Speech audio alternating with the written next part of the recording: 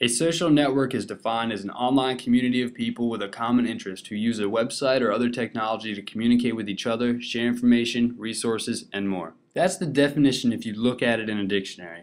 But what is it really? And how is it affecting us today?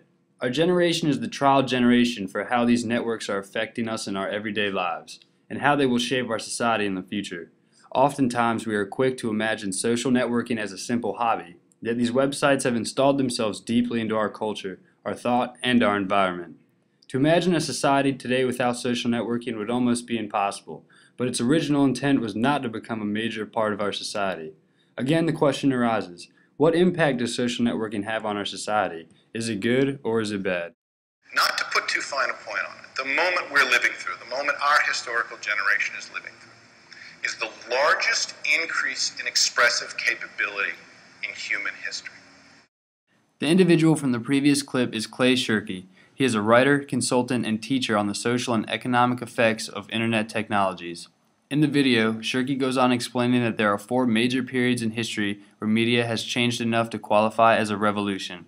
The first one was the invention of the printing press, followed by the telegraph and then later the telephone. After that, photos, recorded sounds, and then movies, which was then followed by radio and television. Shirky then goes on to say that the most recent media revolution was the invention of the internet.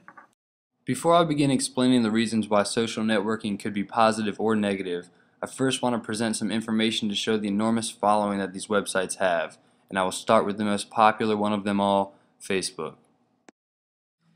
Facebook receives 2.7 billion likes each day.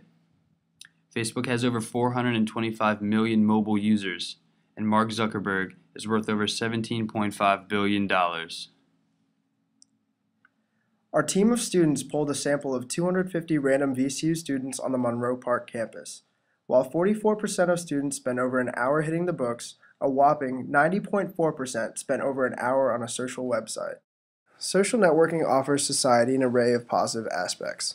Perhaps the most obvious feature of social networking websites is the ability to remain in contact with family and friends who one would not be able to communicate with otherwise. Such websites help friends network amongst one another and create new friendships online. Social networks create an environment where users who tend to have social anxiety can interact with people in a more relaxing, personal environment. They allow people with a common interest to connect with one another and allow ideas to be spread among users.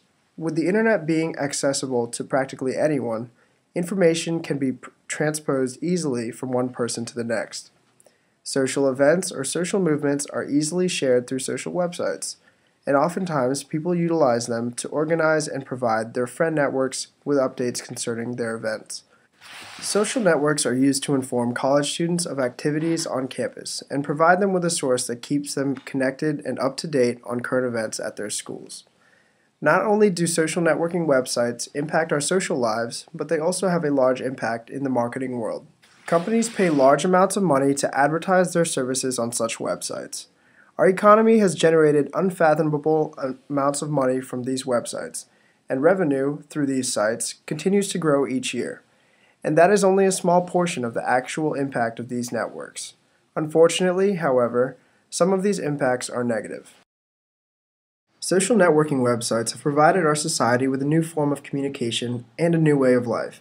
This way of life is changing on a daily basis, as the social website steadily evolves into a rogue, untested concept this society has never seen.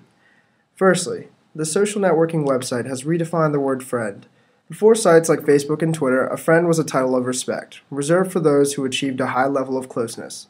Now, with the advent of social networking websites, friends are made literally with the click of a mouse. This society has redefined the meaning of friendship.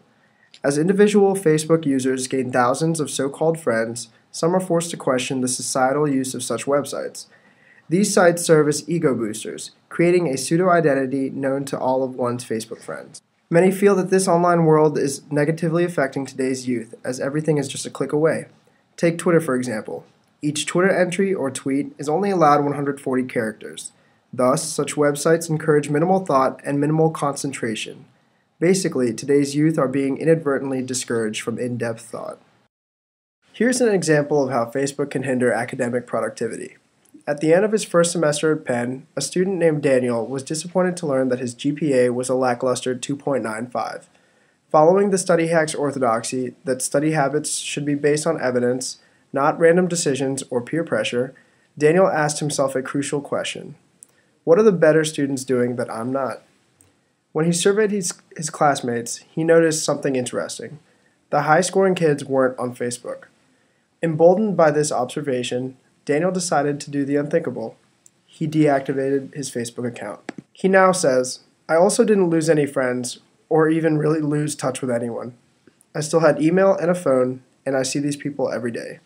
The end result, his GPA jumped to an exceptional 3.95.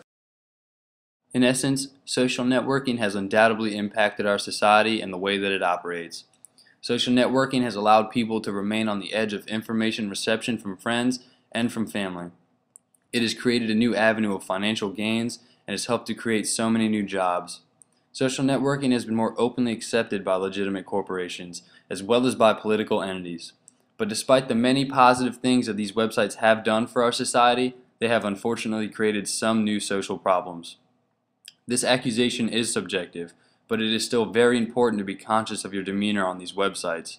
Sometimes it takes some self-reflection and some intuitive thought to finally realize that perhaps you are exploiting these social networks, and in return, potentially making yourself seem shallow and egotistical. In the end, it is totally up to the user to decide their conduct on the internet, as well as the impact and importance of these networks on their lives.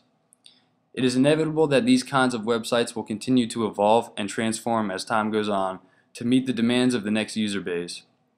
As it does, the conduct and personality of the people on the internet will continue to change in response, and we will continue to see these networks be used for positive and negative reasons. A quote by Denise Zimmerman, president of NetPlus Marketing, sums up what social media is best. Social media can be an enabler and an accelerator of existing core capabilities, values, attributes, and plans. It can even be a catalyst for change, but it can't magically create what doesn't exist.